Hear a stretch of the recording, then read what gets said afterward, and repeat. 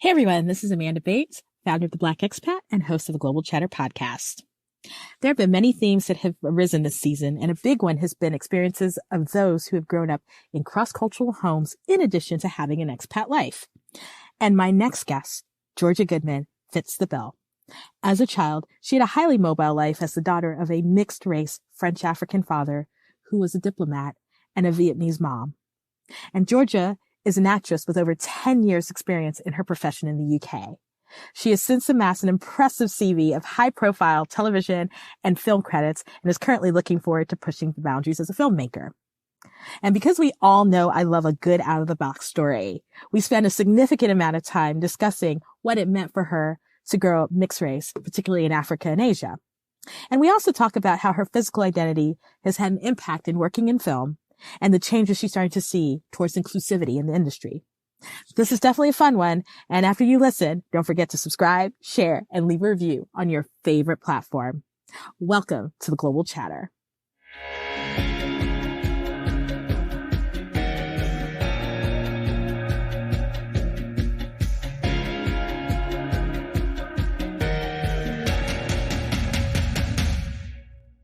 All right, so you are listening to the latest episode of the Global Chatter.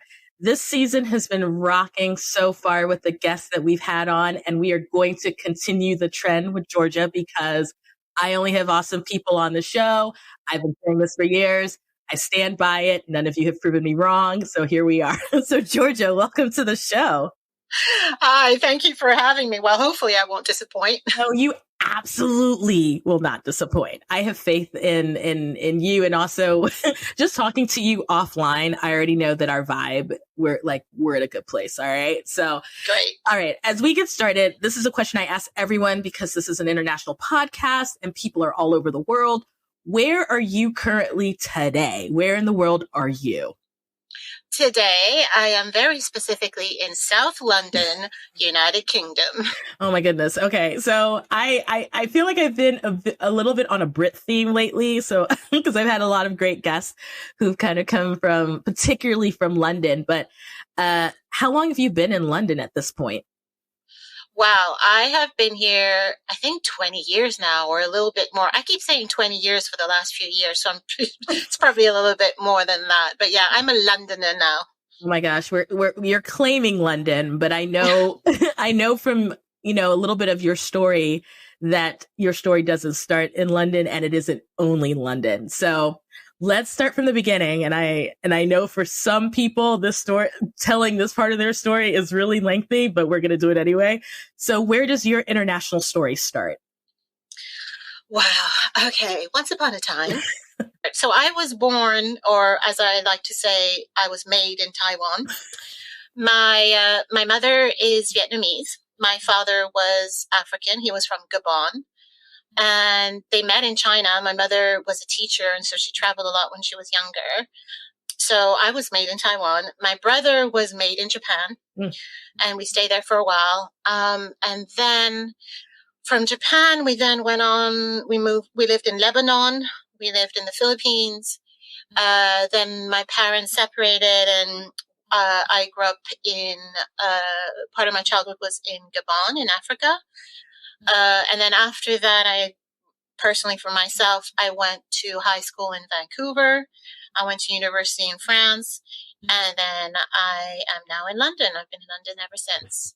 Oh my gosh. Okay. So we're going to unpack all of that. And this is where I am excited and I'm geeked out because most listeners know I have an African identity, but your mobility, at least up until high school, was mostly in Africa and Asia, correct? Yes, that's correct.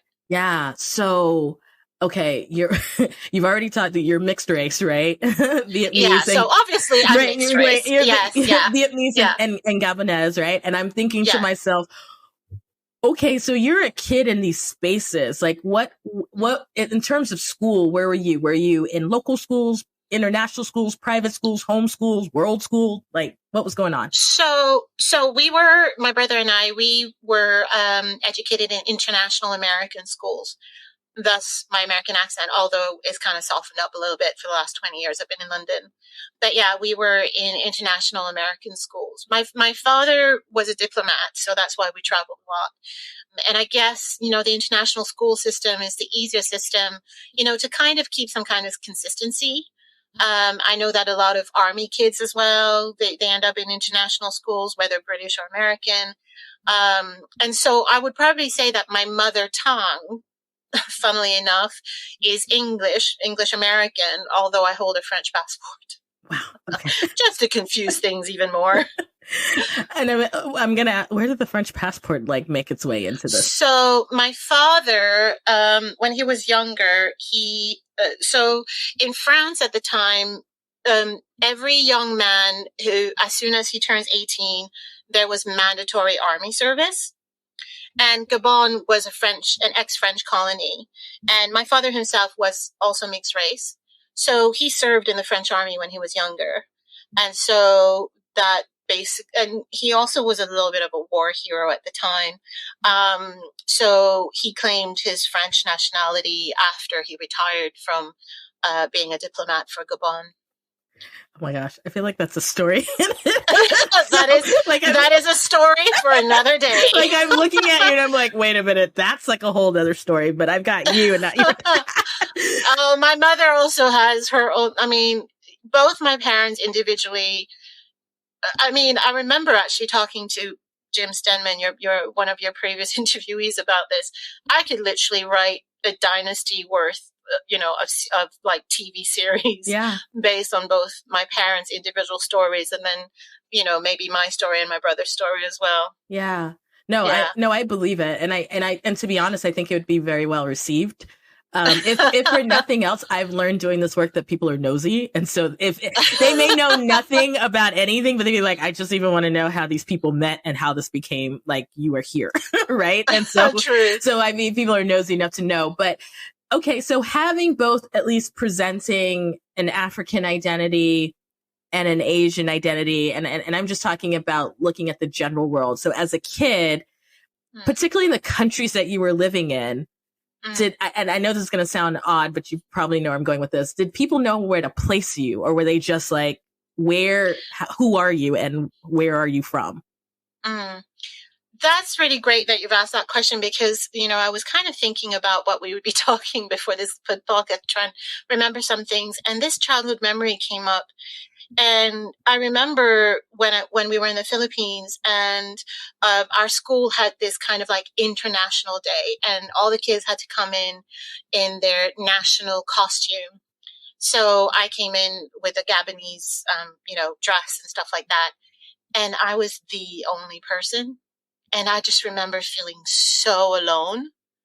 And everybody else had groups of at least, 2 or 3, Canada or France or whatever. And I was just there, that little lonesome me with my dress. I had nobody else who looked like me. And I remember thinking, even then, I was just like, oh my God, I'm alone. But my mother was just amazing in that she always made sure that my brother and I would know both sides of our culture. So my mother is a Buddhist, and she would always observe the traditional Vietnamese traditions and Vietnamese days, what you call them, those kind of holidays, dates like the Day of the Dead and stuff like that.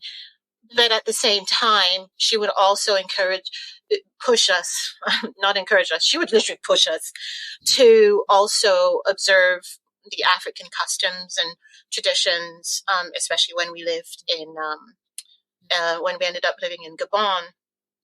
And so she just encouraged us to basically know both sides. Now, in terms of identity, how did people treat us? So I think it's different. I think when growing up, when we were still, when my parents were still together, and obviously it's that nice little cocoon, isn't it? That expat cocoon, especially when your father is a diplomat. Not that we went to local schools, but again, one thing that my mom was very, that I admire my mom for, was that she did a lot of local charity work. So she never let the privilege kind of dictate things. So, and because of the charity work, we were always in touch with the locals and all of that, and understood the customs. So, but I think we were still the diplomats. When I speak to some Filipinos nowadays, and they ask me, "Oh, where did you used to live in the Philippines?" And I would tell them, and they're like, "Ooh, that's a posh area," right? And so, obviously, growing up, I didn't realize that. But when we moved to Gabon, it was a completely different shift. We no longer were in the privileged bubble because my parents separated. And, to be really honest, and I'm just going to also preface this, that this is my experience. And, I might say things that might trigger some people, but it's just my experience. My brother and I did not have the easiest upbringing when we went to Gabon, although it was my father's, country, in that, we weren't really readily accepted by my father's side of the family. There were competitions that were created between ourselves and our cousins for no reason. And the identity at school, I remember, so I don't know if you've had this, or you've heard this, or you've had this experience, but in Gabon, and again, I'm only going to talk about Gabon because I don't know the rest of, the other African countries, but in Gabon, there's this thing where being mixed race almost elevated you to almost white status. And being mixed race was something that people wanted. So women wanted to have a mixed race child because then it would kind of bring them up, the ladder. So, and, people just put us on this pedestal, for example, for no reason, just for our beauty or just for being mixed race. In a funny way, I think what it did to me at school, I was always a popular kid, but mainly because of all the moving and the traveling and then separating from best friends, especially when you're growing up as a kid, I learned very quickly to make friends. I learned very quickly to adapt. But then on top of it, I was also an A student and I was good at sports. So, and on top of it, having people put me on this pedestal just by the way I looked, in a funny way, did the opposite for me, in that I really hated it. I really hated it. I wanted to be admired for my achievements, not for the way I looked. Just because I was mixed race did not mean I was better than anybody else, right? And in a funny way, growing up and, seeing people's attitudes around me, I remember now I'm just like, I treat everybody the same. And I think that comes from my mother. I treat everybody the same, whether you're rich, whatever, or, you're the cleaner of whatever. I treat everybody the same. For me, I think respect is earned. It's not given just from your status or the way. And I think that comes from my childhood of people just automatically putting us on a pedestal without trying to find out who we were as a person, but only just because of the way we looked. So I don't know if in a roundabout way I've answered your question. I mean, it's how did people view us? Well, that was in Gabon. When then I went to Vancouver, it was a little bit more open when I went to high school in Vancouver, but also Canada, because the Native Americans were also really integrated within society. It was, and people thought I was Native American.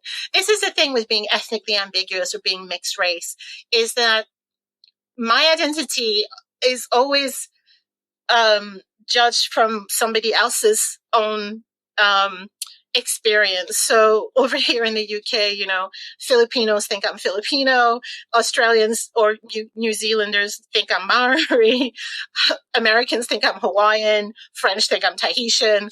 So it's people just kind of, they automatically go, "Oh, you look exotic. Where are you from?" And then I now have to decide, okay, do I give them the long story or do I give them the short version? But then the short version is also a little bit false, because if I say, well, I'm French, which is my nationality, I feel like I'm a little bit of a fraud because I wasn't born there and I did not grow up there. I literally spent 3 years of my life there, of my entire life at university. If I tell them the other side of the story, oh, well, actually, that's the only nationality I have. But if I start telling them about my father, my parents, they then start trying to unpick, but then they don't really get it.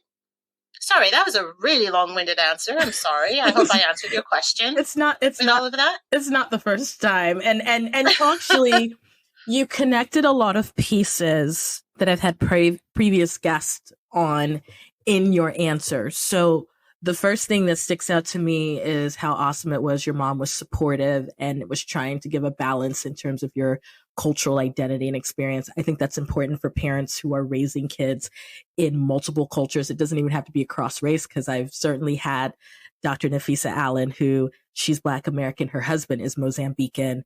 They live in South America currently and are very intentional about making sure the kids get pieces. And so I think that if nothing else, I think that's a big theme in what you said. The second thing about what you said, and, you know, I've lived in Cameroon, so not far from Gabon, and I've lived there, you know, that was half of my childhood. I can actually see to what you're speaking about, because, you know, and I witnessed it as well. There's a privilege to the lighter you are. So colorism, first of all, like that's just, I feel like I have yet to have an episode, I think in the last year, where colorism hasn't like popped up in some, like someone brings it up in some way. I think, as you know, the privilege that is attached to colorism, and I understand this, you have a Western accent, right? Because you're coming from these international school backgrounds. In your case, I being a kid who have always sounded like this and was in Cameroon, I get that intersection of that.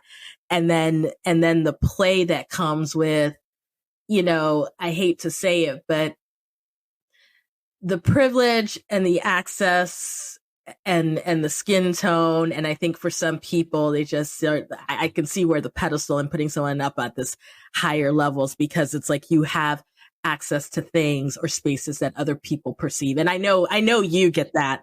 But I think and that's me more clarifying for the audience, where I actually, nothing that you said surprised me one iota, which I think is a good thing.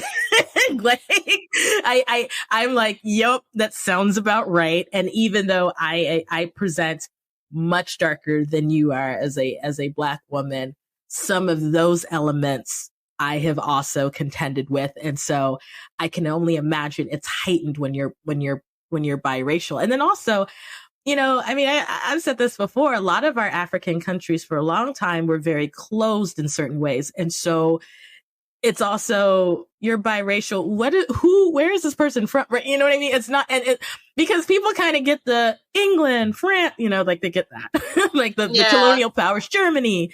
But then they're just like, wait, where's this country?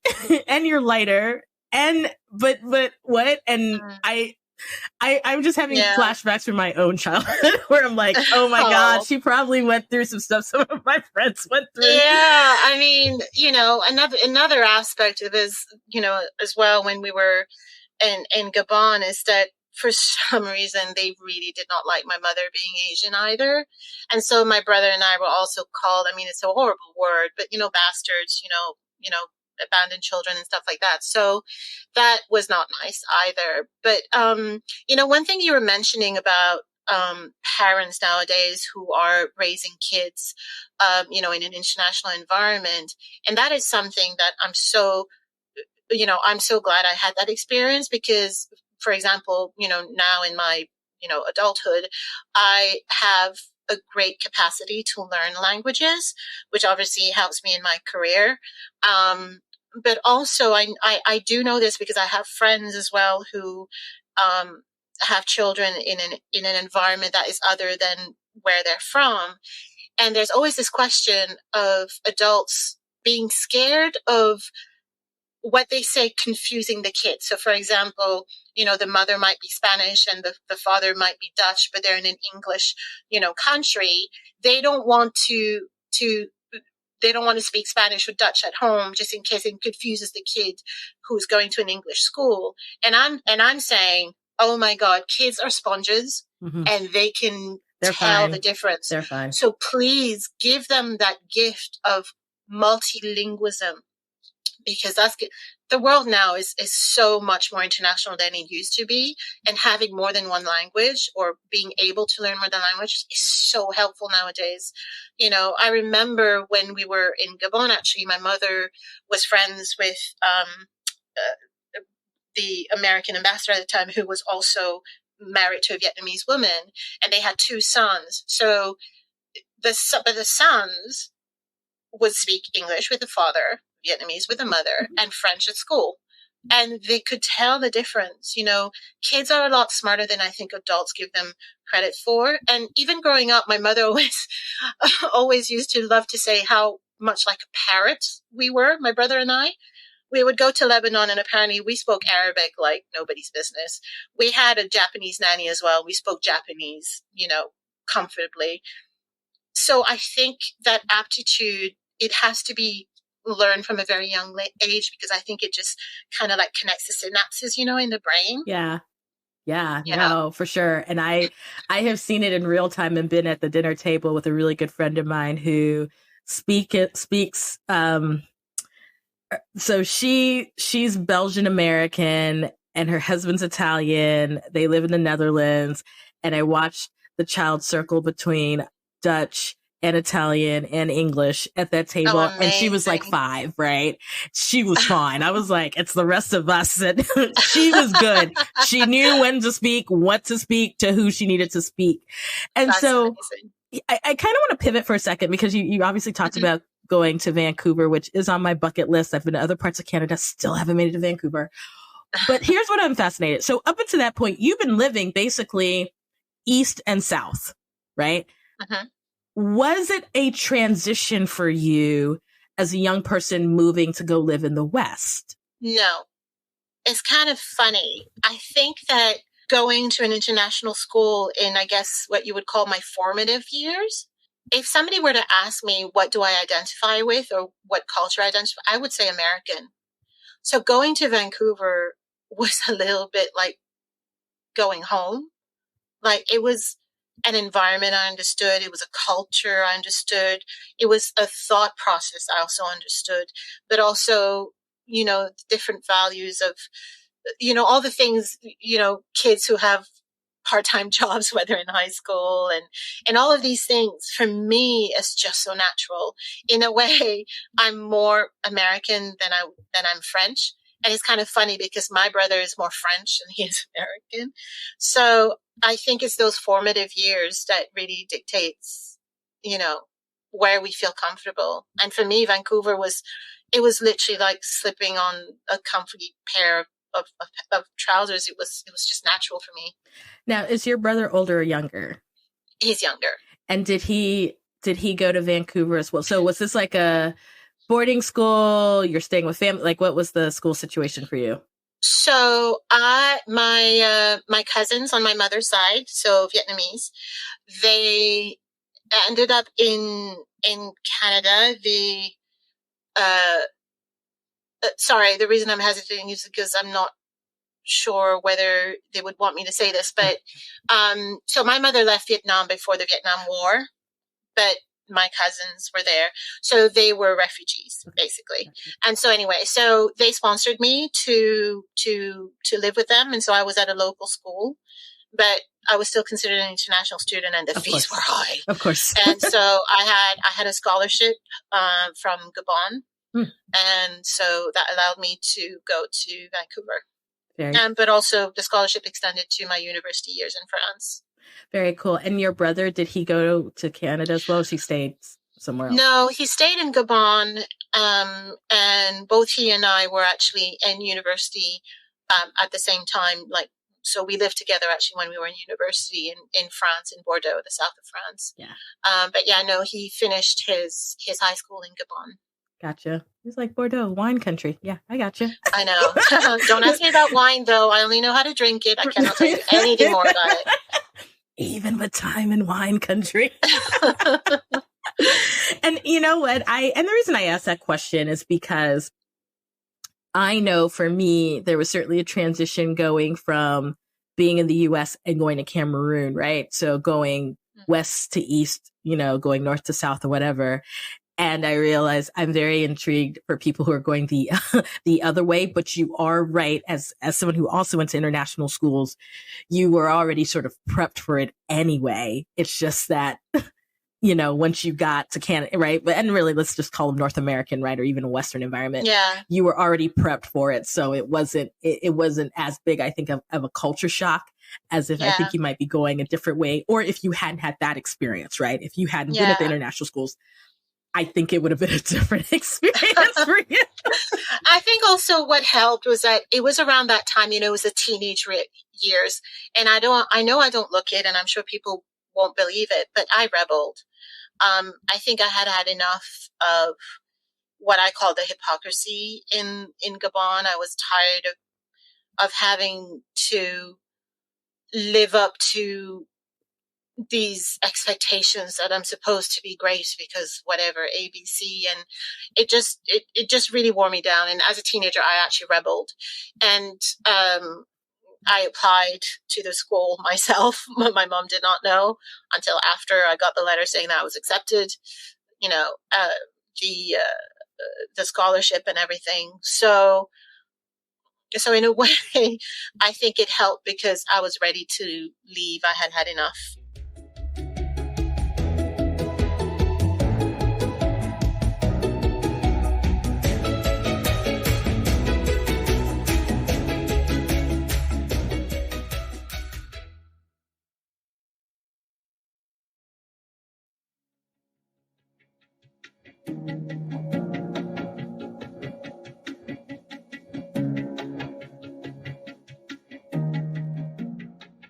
All right, so we're back from the break, and as we are transitioning kind of into this portion of the interview, one of the reasons that I was really interested in your story is because you have a background in media. I know, and from the intro, they would know that you know Jim Stenman, who obviously we did an interview with about 1.5 years ago. And this is just me. And I say people do things because they're nosy. I'm just completely nosy when it comes to like people and backgrounds and whatever. And so talk a little bit about your career. So you have worked in a couple of different areas, and I kind of want to set that up to kind of talk about how your identity has played in those areas. Let's talk about you as an actress. I started acting when I was in Vancouver, actually, funnily enough. At the time, this is so going to show how old I am. But at the time, 21 Jump Street, the Johnny Depp oh my gosh, yes, TV of series course. Was filming there. My school was actually the one that they would film in. MacGyver was filming there as well, and another series that was a spin-off, 21 Jump Street, called Booker, was also filming there. So I kind of started dipping my toes as, being a background extra on those shows, and that's kind of where I got a taste for acting. But then, when I finished high school, is that typical family thing. Oh no, you must have a real job. And at first I wanted to go into law. Law has always been something that interests me. I love thrillers and all of these things, detective stories. But my mother was just like, yeah, law's going to take about 7 years in France. You might want to take something shorter.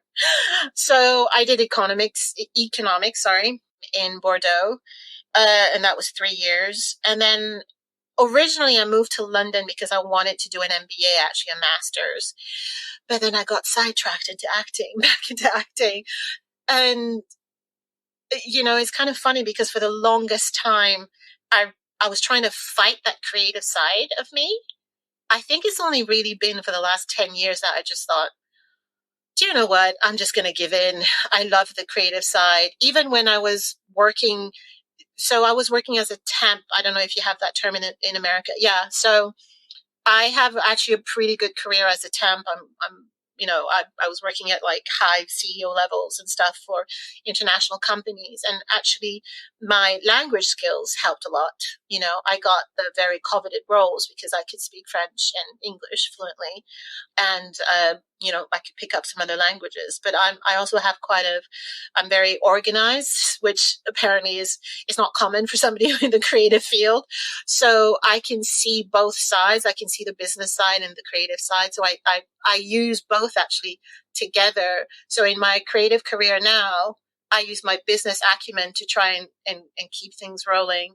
But when I was working in those international banks or whatever, I would use my creative side to think outside the box and find solutions. So I started acting here. And so, like I said, 10 years ago is when I started taking it seriously.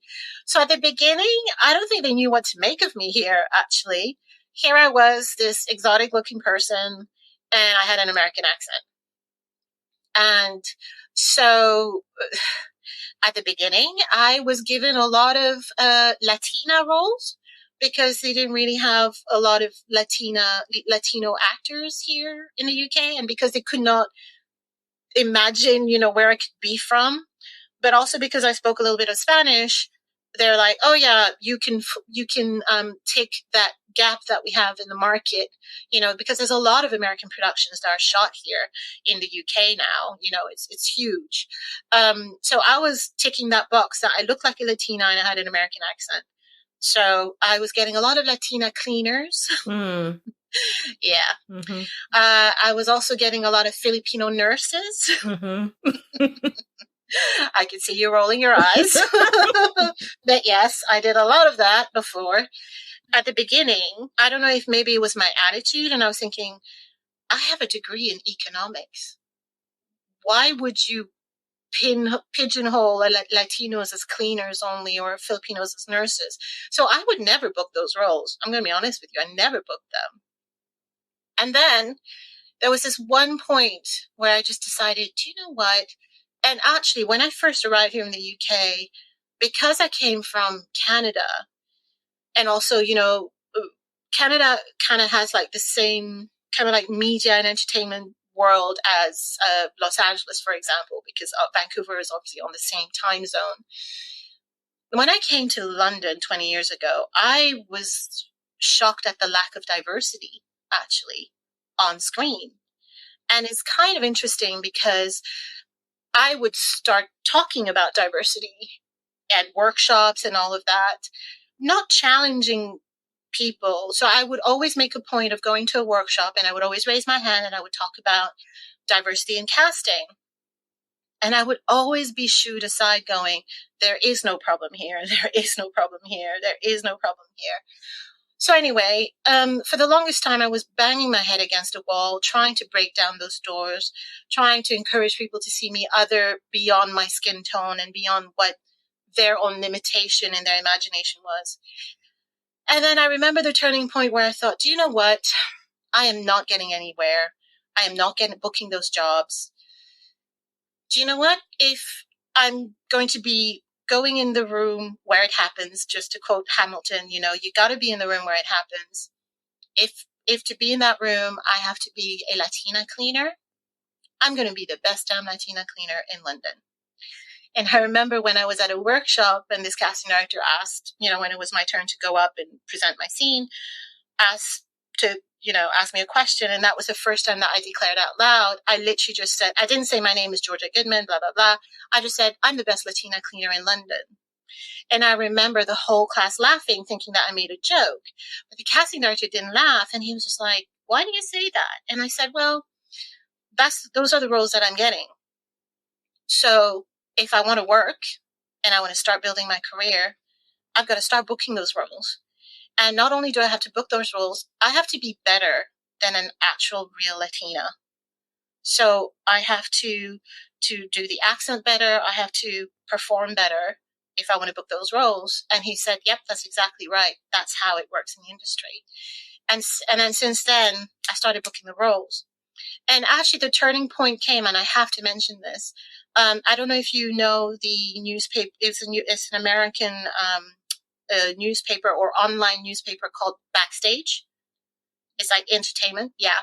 So at the time, I used to read a lot of Backstage, and there was an interview with Jeffrey Wright, the actor. And I remember that interview specifically because he's the one who changed my mind. He said himself that because when he was starting off, because people could not pin where he was from, he had to transform himself.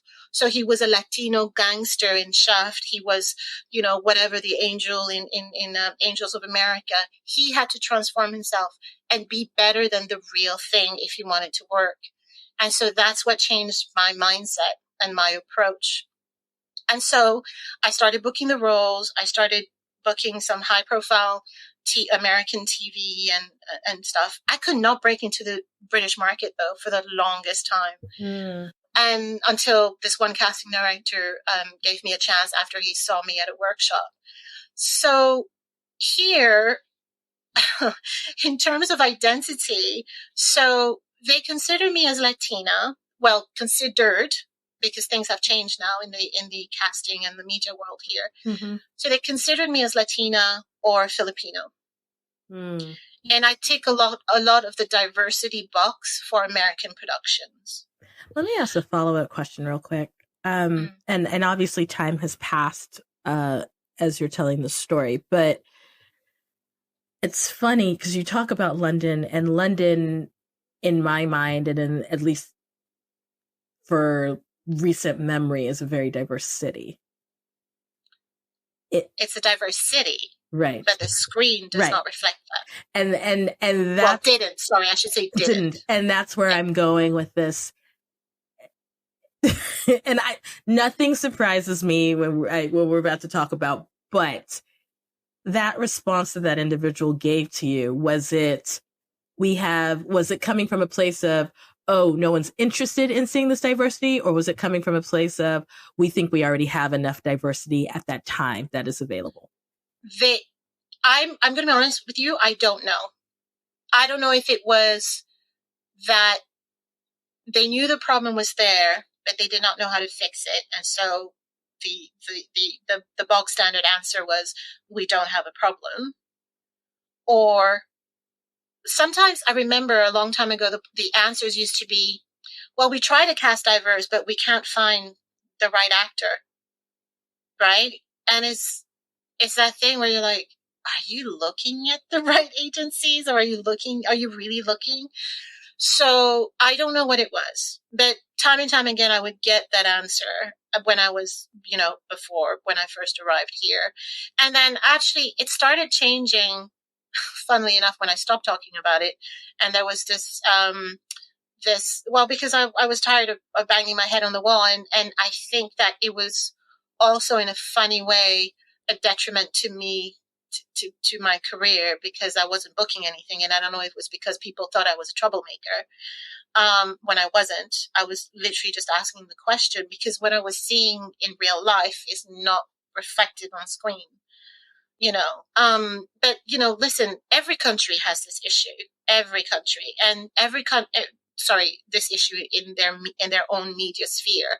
And every country also has the stereotypes, the Latino cleaners or whatever. But what I didn't like was that it was just this one-sided thing. And because I was also dancing salsa at the time, so I knew a lot of Latinos, I knew that they weren't just this one-sided person. So many of my friends were like pharmacists or doctors when they were in Latin America, but they were not allowed to work as such in the UK. And so they're taking the jobs that were being given to them so that they can support their family, but they're a lot smarter than the Western world is giving them credit for. And actually, funnily enough, I remember I did this short film.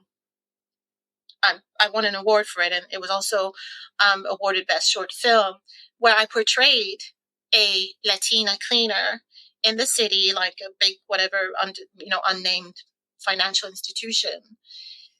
And there's this one bit in the short film, and that's the reason why I accepted it, where the cleaner is kind of like, in a back room or something, and she overhears a candidate come in. We never see the candidate. The camera is on me all the time.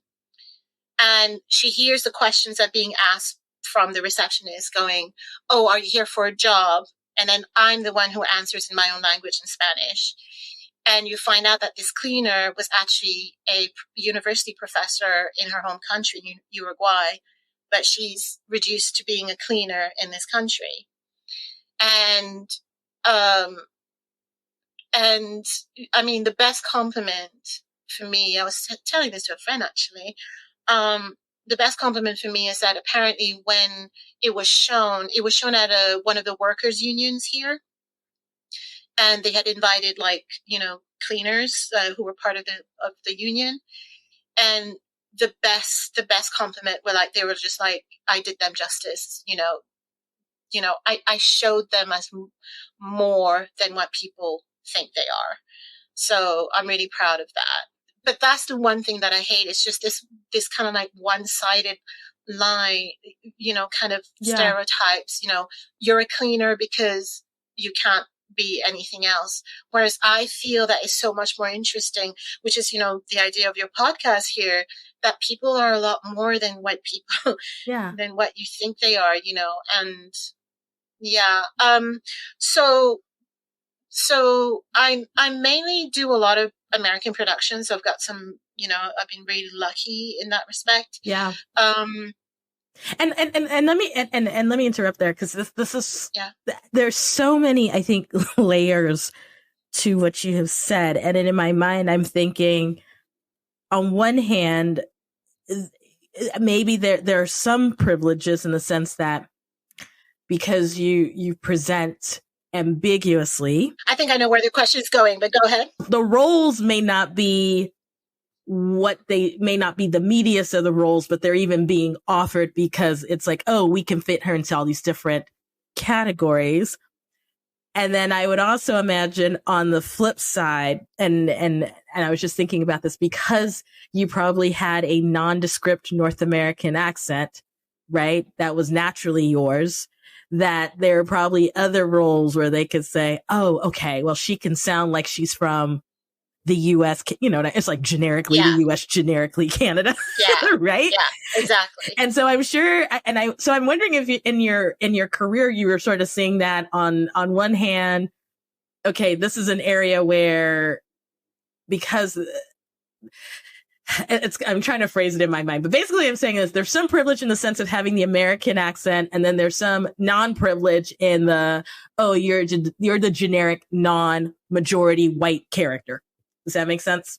Yeah, it completely makes sense. Yeah, and I get it. And the reality is, it is going to be a while before we get, the Denzel Washingtons or the Idris Elbas leading a story. The stories are still very much white-led, unless you get something that is written just for either an all-black cast or an all-Asian cast and all whatever. And again, it's this thing where I'm just like, but why does it have to be one, all or nothing? I live in a mixed world, if so anyway, yes, yes, I have the privilege of the American accent, and also not the privilege of not being white. Of not being white. Yeah, exactly. Yeah. But, I have to say something, because I'm sure that there's going to be a lot of your listeners who might go, well, she's taking the jobs of a real Latina or a real whatever. One thing I am very strict with myself with is that, and I made that decision, the same time when I said I'm going to be the best Latina cleaner or whatever, is that whenever I'm portraying a culture that is other than my own, I do my homework. I want to make them proud. I am not going to make that culture look bad, if you know what I mean. If I'm going to be portraying a Latina, or so recently I played Philip. I was lucky enough to be cast in this recurring role. Oh, here comes the plug. On a BBC series called Rec, which will be showing on Hulu in the US from the 1st of March. Okay. I only just found out yesterday, actually. Awesome. I'll watch. So there you go. Free plug. I honestly was not going there, what I was going to say. But anyway. All good. So I played this Filipino character on there. I worked my ass off. I mean, the thing is, I'm not entirely lying when I can say that I have lived in the Philippines, because I have. Yes. That my own Filipino friends, they thought I was Filipino. And even in the cast, everybody thought I was Filipino. All the Filipino men, especially, they were just like, "Oh, you like my tita, my auntie," in the Philippines. I learned the language. I learned the accent. I hope one of my friends, Margarita, told me that, yeah, I did an amazing job. She's Filipina. So I hope I did them proud. And I do that. And the role before that, I was playing an Indonesian woman. Again, I learned the language. I learned the, accent and everything.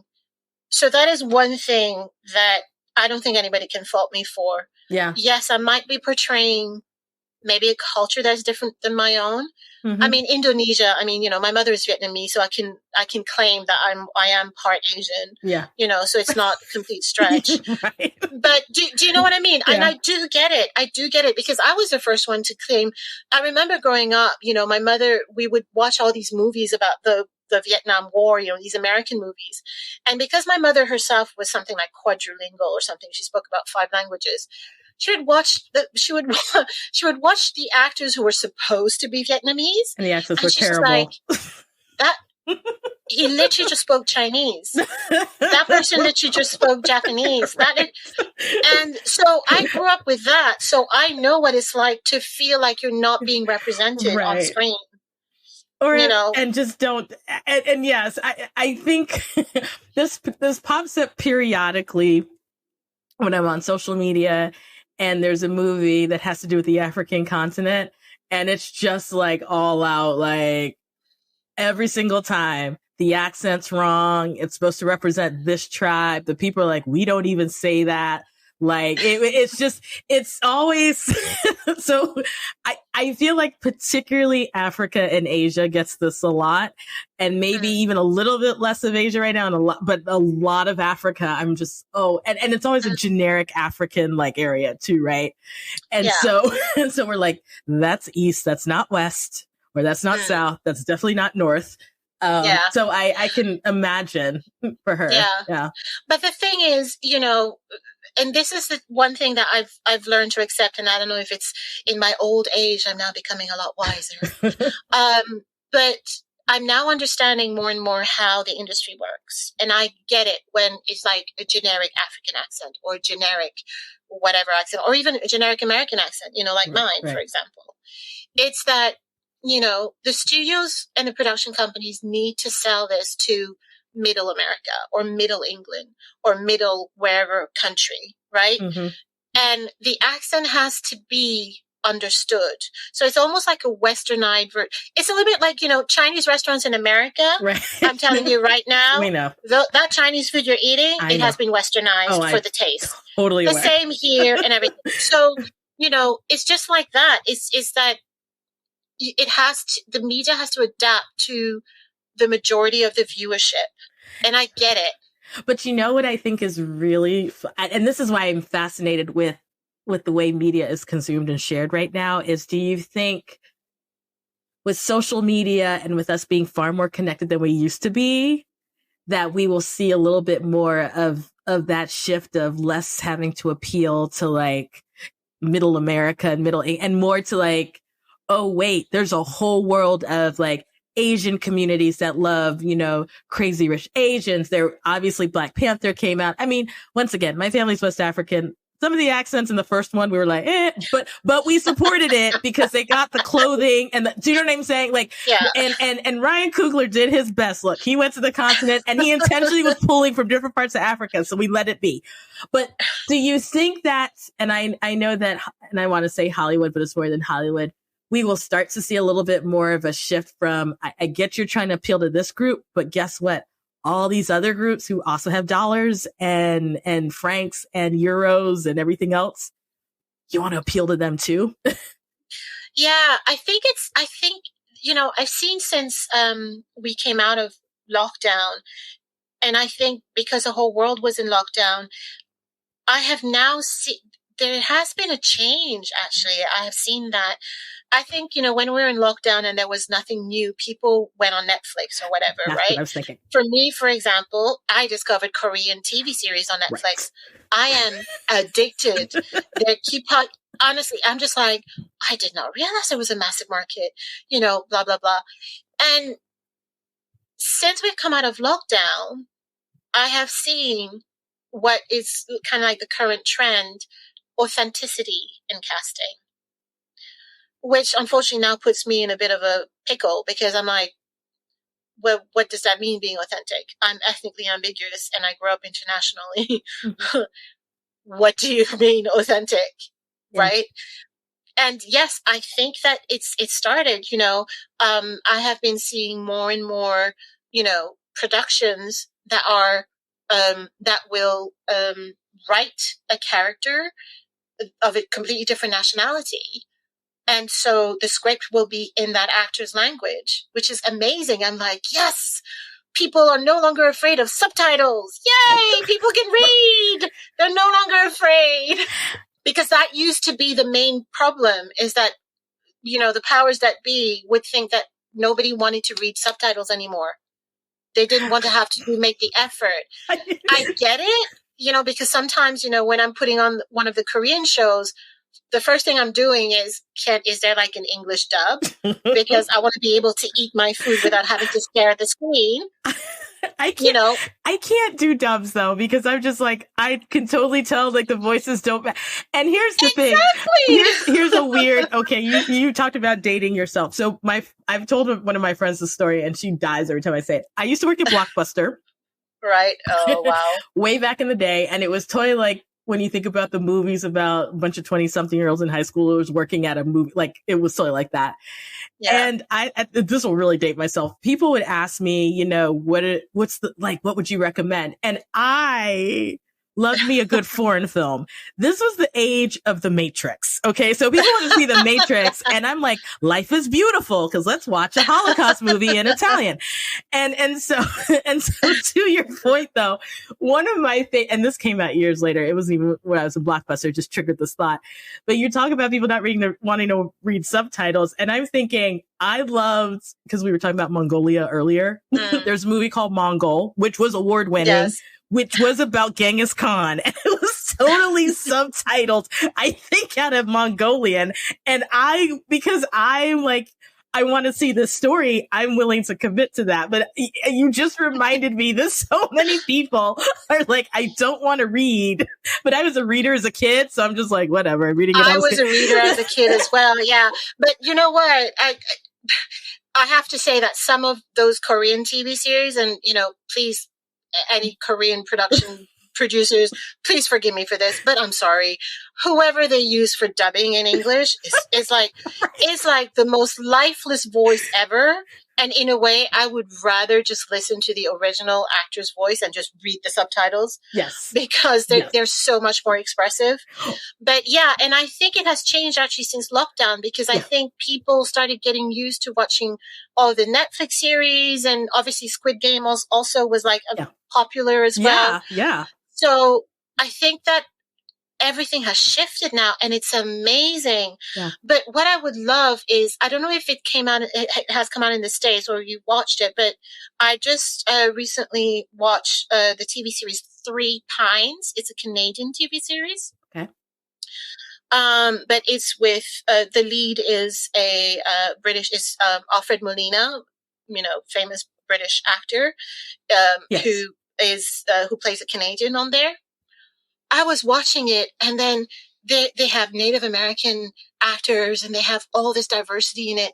But the best thing, they have some of the characters speaking in French just as if it was just natural, because obviously in that part of Canada, they're both they're bilingual, French and English. And so the French will come in the middle of the conversation, for example, and then nobody bats a lid. And I'm like, oh my God, I want to be on that show. I want to be able to just be cast as me and using all of the skills that I have without pretending to be something else. And I mean, as we start to wind down, I have to say this because you just made this point. Emily in Paris on Netflix. Please don't. No, but here's here's what I will say. Actually, this might not be the first time I brought the show, but this is what I will say. I think, to your point about languages, season 2, I think in response to people on social media saying most of the characters are French, they would be speaking French to each other even if that lead was not there. Why do you have them speaking English to each other when they would rather be speaking French? And the thing I noticed this season is there was far more actual, like, even when the character was the main American character, Lily Collins was there, or the actress who plays Emily, even when she was there was far more French integrated. And so, to your point, it's a small thing. You can feel how you want about the show, but that integration of what an actual community is, instead of people unnaturally, and they could all speak English fine, but they're in Paris. Also, they're in Paris. Parisians are going to speak French more than anybody else. So I love seeing that change. And so, kind of as we're wrapping down, one of the things I do want to ask you as we kind of close out, and it's more of a reflective question, is how do you see, and however you can do this in a brief way, but how do you see your international experiences have kind of contributed to where your career is right now? Or, and what I'm really getting at is, if you can mention one thing that you feel like having those experiences in those countries in your formative years have been impactful to your career to this point, I would love to hear that. I think, again, I'm going to go back to the fact that I adapt quickly, but I think it goes beyond that. I'm a curious person by nature, in that when I meet somebody, I want to know about them and I want to know about their culture. So what that means, and I think that also helps me in what I was saying earlier, how if I'm portraying a different culture, I will make sure that I respect that culture as much as possible. I feel that my internationalism, how it's helping in my career, is that I can pick up somebody's culture very quickly. What I mean by that is their beliefs, how they behave,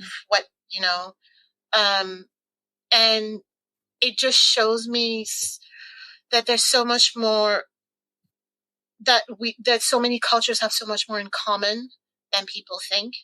You would think that Vietnam and Africa, my mom and my dad were completely separate, and yet they both follow the same values and the same traditions. And you will find that a lot of cultures are the same. And so I think for me, that's where my internationalism has helped my career, in that I can immediately identify with a culture, and I can immediately respect a culture, and do my best in portraying a culture that potentially is different from my own. I think that's probably what's helped me so far in my career, and hopefully will continue to help me. You've just listened to an episode of The Global Chatter, which is hosted by me, Amanda Bates. It is edited by Stephanie Fuccio. Don't forget to subscribe to The Global Chatter on your favorite podcast platform. You can also follow us on Instagram at The Global Chatter, or stop by Twitter and find us at Global Chat Pod.